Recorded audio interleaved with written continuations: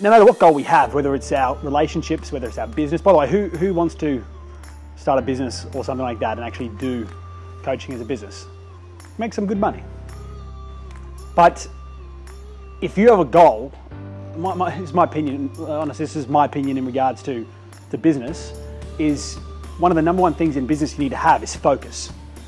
It's very easy to get overwhelmed with all the different choices that we have, which is why it's important to focus on the things that, one, move the needle, and two, produce revenue. Because if you've got a business that's great, but if you're not making no money, then you might as well go back and get a job.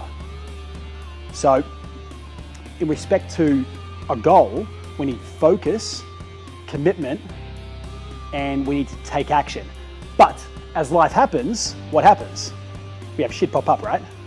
So it's important that as shit does go wrong, which is inevitable, especially in business, that we remain at course. Otherwise, we're going to come up with 50,000 reasons why things are going wrong, of which none of those we are at fault. Oh, they've changed legislation. Oh, nobody's buying right now. That's the reason why I'm not having success. No, you be at cause, which means you get results, and you say, people aren't buying right now, I need to change my approach. I need to do some market, find out what people want. I need to keep adjusting until I get to my goal. Because when you're at cause, you'll continue to iterate based on the feedback you get.